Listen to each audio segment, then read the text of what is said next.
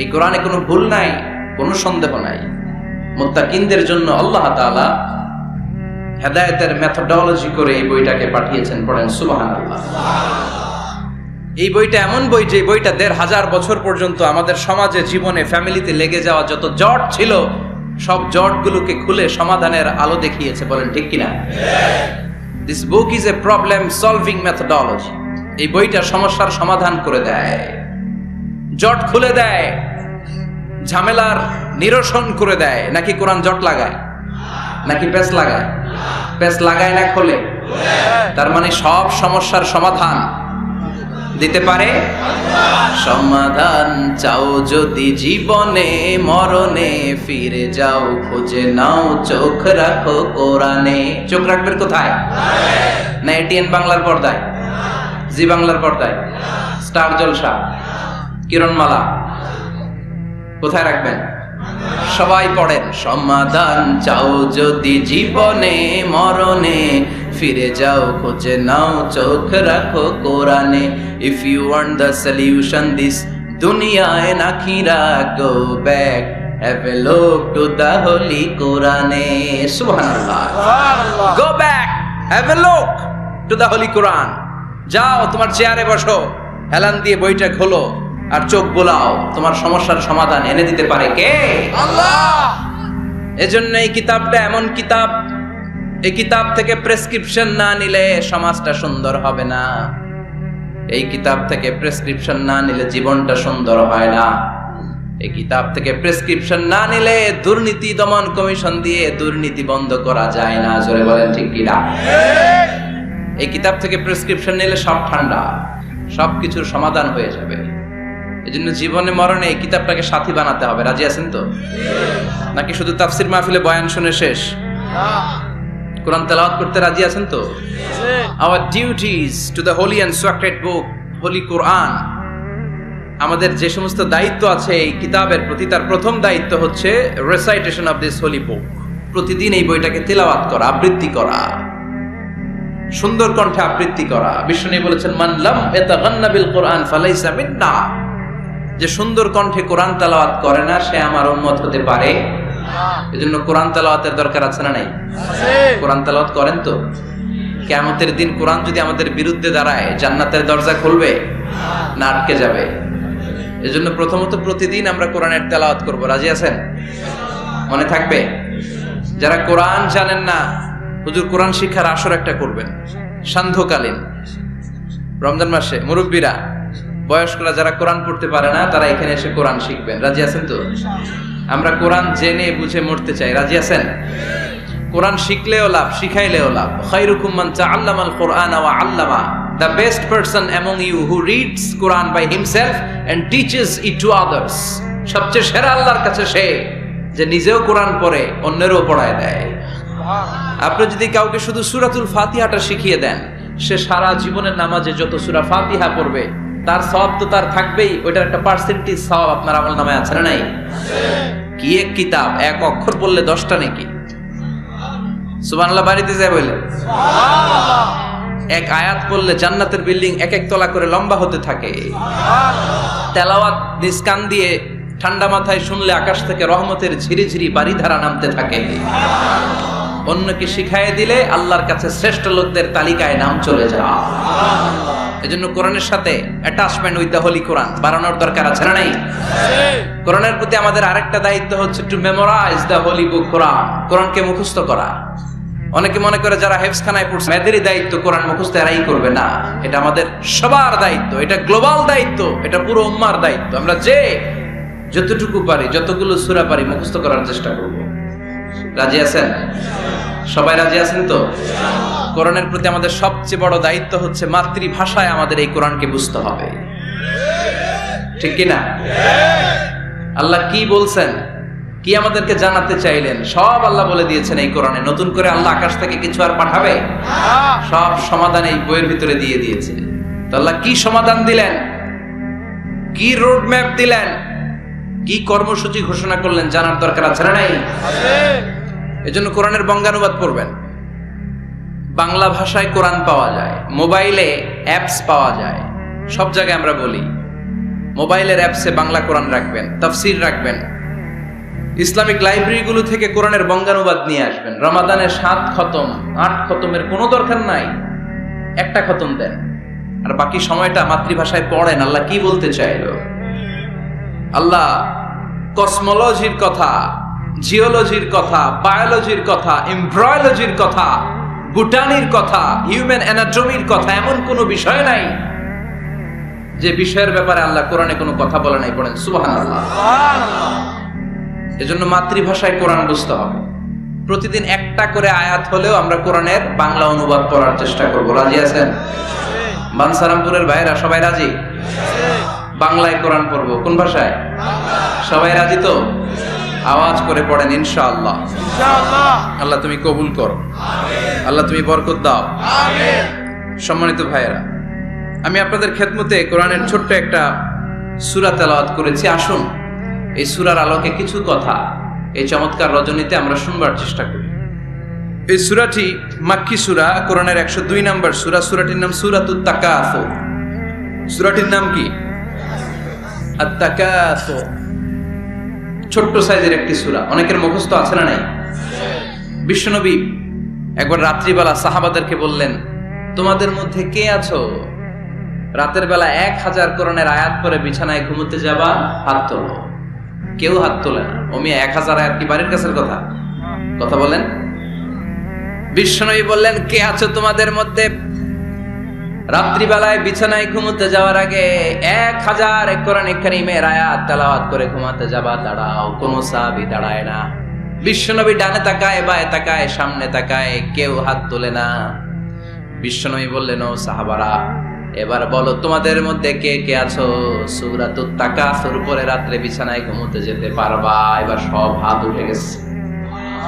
সুবহানাল্লাহ পড়েন। সুবহানাল্লাহ। বিশ্বনবী বললেন, তোমাদের মধ্যে যদি কেউ রাত্রিবেলা একবার সূরাতুত তাকাসুর তেলাওয়াত করে বিছানায় ঘুমোতে যাও, আমল নামায় 1000 আয়াত তেলাওয়াতের সওয়াব দিয়ে দিবে কে? আল্লাহ। চিৎকার করে আল্লাহু আকবার। একবার রাতে পড়বেন 1000 কোরআনের আয়াত তেলাওয়াতের সওয়াব আমল নামায় চলে যাবে। পড়েন আলহামদুলিল্লাহ।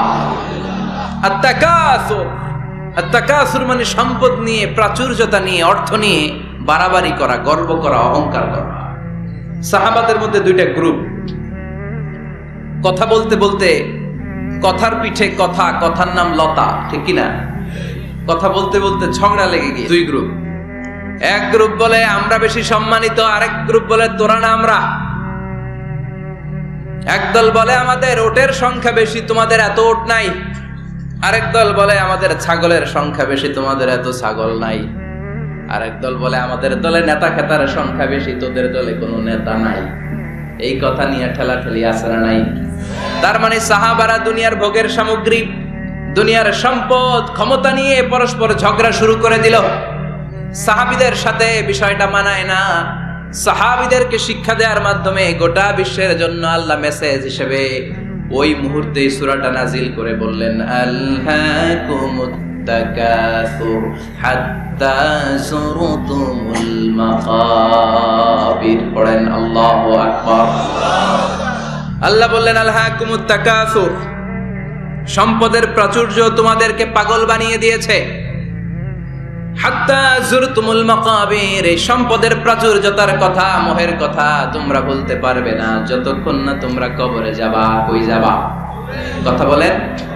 একদিন মাটির ভেতরে হবে ঘরে মন আমার, কেন বাঁধো দালান ঘরে মন আমার, কেন বাঁধো দালান ঘর। একদিন মাটির ভেতরে হবে ঘরে মন আমার, কেন বাঁধো দালান ঘর।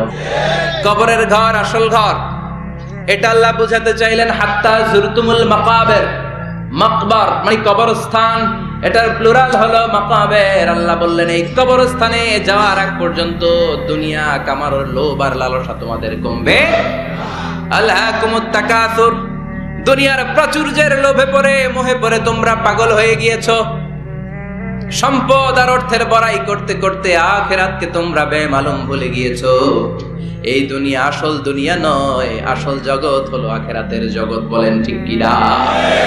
আলহাকুমুত তাকাসুর, অর্থ, সম্পদ, বিত্ত, বৈভব, ক্ষমতা, এগুলো অর্জনের আকাঙ্ক্ষা আমাদেরকে পাগল বানিয়ে দিয়েছে। কিসের নেশায় যে আমরা ছুটছি, শুধু ছুটছি প্রতিযোগিতার প্রতিযোগিতা, কোন দিকে যে যাচ্ছি আমরা নিজেরাও জানি না। জোরে বলেন ঠিক কি না? চাহিদার আমাদের শেষ নাই। যার যত বেশি তার চাহিদা তত বেশি। গাড়ি আছে বাড়ি চাই, বাড়ি আছে নারী চাই, এটা আছে ওটা চাই, ওটা আছে সেটা চাই, এরকম চাহিদা আছে না নাই? যারে আল্লাহ দিয়েছে বেশি তার চাহিদাও তত বেশি। ঠিক কি না? এজন্য আল্লাহ বললেন আলহাকুমুত তাকাসুর, তোমাদের চাহিদার কোনো কমতি নাই, তোমাদের চাওয়া পাওয়ার কোনো শেষ নাই। যার সাইকেল আছে সে মোটর সাইকেল চায়, মোটর সাইকেল আছে তো প্রাইভেট কার চায়, প্রাইভেট কার আছে মনে মনে ভাবে প্লেনে চড়তে পারলে একটু ভালো হয়। এরপরে কয় হেলিকপ্টার আছে না নাই? যিনি মেম্বার হয়েছেন তিনি ভাবলেন সামনে চেয়ারম্যান হইলে একটু ভালো হয়। যিনি আপনাদের ভোটে চেয়ারম্যান হয়ে গেলেন মনে মনে ভাবে এবার যদি একটু পার্লামেন্টে যাইতে পারি খারাপ হয় না। কথা কন, পার্লামেন্টও নিছেন ওনারে, এবার মনে মনে ভাবে একটা মন্ত্রণালয়ের দায়িত্ব যদি পাই খারাপ হয় না, এলাকার উন্নয়ন বেশি বেশি করা যাবে। মন্ত্রীও হয়ে গেছে, এবার মনে মনে ভাবে আর আছে একটা। জোরে কন, ওইটার সুযোগ এই দেশে নাই, ওইটার সুযোগ এই দেশে নাই, হয় উনি নয় উনি। কথা কন, এই দুই ফ্যামিলির বাইরে আমাদের আর কোনো গতি নাই। তো গতি যেহেতু নাই, ওনারা ভালোভাবে চালাক, আমাদের কোনো কথা নাই। জোরে বলেন ঠিক কিনা? যারাই আমাদের নেতা হবে আল্লাহ সুন্দরভাবে তাদেরকে দেশটা চালানোর তৌফিক দাও, পড়ে না আমিন। এজন্য আল্লাহ বললেন আলহাকুমুত তাকাসুরু হাত্তা যুরতুমুল মাকাবির, দুনিয়ার লোভ লালসা প্রতিযোগিতা তোমাদেরকে পাগল বানিয়ে দিয়েছে। পাগল পাগল হয়ে গিয়েছি, আরো চাই, আরো লাগবে, আমার আরো লাগবে, এরকম মানসিকতা আমাদের অন্তরের ভেতরে আছে না নাই? এই মানসিকতারে বলে ফকিরি মানসিকতা। কথা কন, বারবার যারা চায় রে কি বলেন? ফকিরনি। জুমার দিন জুমার নামাজের পরে 5 টাকা দিলেন, দেখবেন আপনারটা থাপা দিয়ে দৌড়ে আরেকজনের কাছে যায়, ওনারটা নিয়ে আবার আরেকজনের কাছে যায়। যেদিকে এই টাকা দেয় ওইদিকে উনি আসে না নাই? কারণ নাম হলো ফকির। নাম কি? আমরা সবাই এরকম ফকির। ধনী হলো একজন, তিনি কে? ইয়া আইয়ুহান নাসু আনতুমুল ফুকারাউ ইলাল্লাহ ওয়াল্লাহু হুয়াল গনিয়ুল হামিদ। আল্লাহ বললেন গোলাম তোরা সবাই ফকিরের বাচ্চা। আমরা কি? ওই যে কয় না ফকিরের বাচ্চা কইতে প্রেস্টিজে লাগে, কিন্তু কোরআনে কিন্তু আল্লাহ কয়ে দিয়েছে আনতুমুল ফুকারা ইলাল্লাহ, তোমরা সবাই আল্লাহর দিকে ফকির। কারণ আমরা রাতে দিনে সব সময় বিপদে পড়লে চাই একজনের কাছে, তিনি কে? আল্লাহ। অসুস্থ হলে কাঁদি একজনের কাছে, তিনি কে? আল্লাহ। তুফান হইলে বন্যা হলে একজনের ডাকি, তিনি কে? আল্লাহ। বানসালামপুর তুফান হয় না? হয়। বন্যা হয় না? হয়। সিডর হয় না? কারা ডাকে? দেখবেন তুফান হইলে মুসলমানরা যেমনি ডাকে, হিন্দুরাও ডাকে, বৌদ্ধরাও ডাকে, নাস্তিকরাও নাস্তিকতা ভুলে যায়, তখন জিকির চলে একজনের, তিনি কে? আল্লাহ। আমি বরিশালে গিয়েছিলাম বাসে করে, ফিরে আসছি লঞ্চে। এই একবার সাগরের ভেতরে, নদীর ভেতরে তুফানে পড়েছি। সেই দিন চিনতে পেরেছি আল্লাহ কারে কয়। কারণ আমি শহরে বড় হয়েছি, সাঁতার জানি, স্বাভাবিক সাঁতার, এদিকে ফালাইলে ওদিকে যাইতে পারবো, কিন্তু নদী কি সাঁতারে পারাইতে পারবো? কথা কন। প্রচন্ড তুফান, সদরঘাটে ভিড়তে আর 2 ঘন্টা বাকি। জাহাজ টলমল শুরু করেছে। এবার দেখলাম জাহাজের ভেতরে যত মহিলাগুলা আছে সব চিল্লায় আর ডাকে কারে? হিন্দুগুলাও ডাকে কারে? বৌদ্ধগুলাও ডাকে কারে? হঠাৎ করে তুফান থেমে যায়, আবার ধাক্কা মারে, আবার চিল্লান, আছে না নাই? সবার মুখে এক আওয়াজ, বাঁচাও। আমি বললাম কে বাঁচাইবো? কই হুজুর আমনে, আমনে দোয়া কালাম পারেন, আমনে বাঁচান। আমি কইলাম আমারে বাঁচাইবো কেডা? আল্লাহ ছাড়া বাঁচানোর কেউ নাই। এজন্য আল্লাহ বললেন আলহাকুমুত তাকাসুরু হাত্তা যুরতুমুল মাকাবির, তোমরা সম্পদের লোভে, দুনিয়ার লোভে পাগলের মতো হয়ে গিয়েছো। ফকিরদের যেই স্বভাব, সেরকম স্বভাব তোমাদের মধ্যে ঢুকেছে, ঠিক কি না? আরো চাই, আরো লাগবে, আরো দাও, সব খামু, সব আমার। পেটটা এতটুকু, হ্যাঁ সব খাইব। পেট কদ্দুর, কিন্তু বলে কি সব খাবো। আনলিমিটেড ডিমান্ড, শেষ নাই। প্রতিযোগিতার পর প্রতিযোগিতা। উনার কত টাকা, আমার টাকা তার চেয়ে বেশি লাগবে। ওর বাড়ি কয়টা, আমার বাড়ি আর কয়েকটা বাড়ানো লাগবে। ওর বিল্ডিং যদি হয় 5 তলা, আমার লাগবে 6 তলা। কিন্তু উনি তাহাজ্জুদ পড়ে, আমারও তাহাজ্জুদ পড়া লাগবে। এই টেনশন আছে নাকি? কথা বলেন। ওনার বাড়ি 5 তলা, আমারটা লাগবে 8 তলা। বিষ্ণু বলেছেন, one of the minor sign before the day of judgement, people will start to compete to construct high rise buildings. কিয়ামতের আগে লোকজন বড় বড় বিল্ডিং বানানোর প্রতিযোগিতা শুরু করে দেবে। ওয়ান তারাল হুফাতাল উরাতাল আলাতা রিয়া আশাইয়াতা তাওয়ালুনা ফিল বুনিয়ান। বিষ্ণু বললেন, তোমরা দেখবে এমন কিছু লোক সমাজের গরিব ছিল, পায়ে দেওয়ার মতো জুতা ছিল না, গায়ে দেওয়ার মতো জামা ছিল না, পেটে দেওয়ার মতো খাবার ছিল না, হু হু করে তারা বড় লোক হয়ে গিয়েছে। আর সমাজের এদিকে সেদিকে আনাচে কানাচে বিল্ডিং বানানোর প্রতিযোগিতা করতে শুরু করেছে। আছে না নাই? বানসারামপুরে মুরব্বী যারা আছেন একটু বলেন তো, আজ থেকে 20 বছর আগে এরকম এত বিল্ডিং, টাওয়ার, ফাউন্ডেশন ছিল? কুমিল্লা শহরে, চট্টগ্রামে, ঢাকায় আজ থেকে 20 বছর আগে এখন যেমনি টাওয়ার বানানোর প্রতিযোগিতা এগুলো ছিল? কথা বলেন। তার মানে এগুলো কিয়ামতের আলামত। একটার পর একটা, একজন বানায় 100 তলা, আরেকজন বানায় 150 তলা, আরেকজন বলে না আমারটা বানাইতে হবে 200 তলা। আছে না নাই? জেদ্দাতে এবার হজে জেদ্দায় দেখলাম যে সবচেয়ে বড় টাওয়ারটা কাজ এখনো শেষ হয় নাই। 19 সালে খুব সম্ভব ওরা কমপ্লিট করতে পারবে। গত 5 বছর ধরে চালাইয়েই যাচ্ছে। কিংডম টাওয়ার 1000 মিটার উঁচু। হিসাব বুঝেন তো? 1000 মিটার মানে কয় কিলোমিটার? 1 কিলোমিটার। একটা বিল্ডিং যদি 1 কিলোমিটার উঁচা হয়, এটার সামনে যে তাকাতে পারবেন? টুপি পরে যাবে না পিছনে? কথা বলেন। 1 কিলোমিটার উঁচু, দি কিংডম টাওয়ার, সৌদি আরবের জেদ্দা নগরীতে অবস্থিত। আরেকটা আছে দুবাইতে, বুর্জ আল খলিফা, 818 মিটার উঁচু। কিংডম টাওয়ার হচ্ছে 170 তলা, আর বুর্জ আল খলিফা 163 তলা। কাবা ঘরের পাশে আরেকটা টাওয়ার আছে, জমজম টাওয়ার। এটার দিমাক্কা রয়্যাল ক্লক টাওয়ার বলে। হাজী সাহেবরা দেখে আসছেন না? বড় একটা ঘড়ির মনোগ্রামও আছে। এটা 120 তলা। কয় তলা? 120 তলা। চায়নাতে একটা আছে সাংহাই টাওয়ার। তাইওয়ানে একটা আছে দি টাইপেরাং 101, 101 তলা।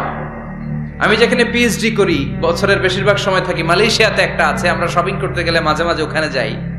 2 ভাইয়ের মতো দাঁড়ায় আছে। Petronas twin tower. স্থানীয়রা এটারে বলে KLCC। 41st 42nd ফ্লোরে একটা ব্রিজ আছে। এই টাওয়ার থেকে ওই টাওয়ারে যাওয়া যায়। ইয়াতাতাওয়ালুনা ফিল বুনিয়ান, বিল্ডিং বানানোর প্রতিযোগিতা। ওমিয়া কিয়ামতের দিন ইসরাফিলের সিঙ্গার ফুৎকারে ইদা জুলজিলাতিল আরদু জিলজালাহা, একটা ভূমিকম্প যে তৈরি হবে, গোটা বিশ্বে যে একটা ভূকম্পন হবে, ওই ভূকম্পনের চোটে একটা টাওয়ারও টিকে থাকবে নাকি? থাকবে। এজন্য আল্লাহ বললেন, আল্লাহকুমুত তাকাসুরু হাত্তা যুরতুমুল মাকাবির। দুনিয়ার সম্পদ, লোভ, লালসা, এই সম্পদের প্রতি আকাঙ্ক্ষা তোমাদেরকে গাফেল বানিয়ে দিয়েছে। এই গাফলতি তোমাদের কমবে না, থামবে না। হাত্তা যুরতুমুল মাকাবির, যতদিন না কবরে যাও। কবরে না যাওয়া পর্যন্ত এই খাই খাই নাই নাই এই মানসিকতা তোমাদের থেকে কশিন কালেও যাবে না। চিৎকার করে বলেন, কথাটা কার?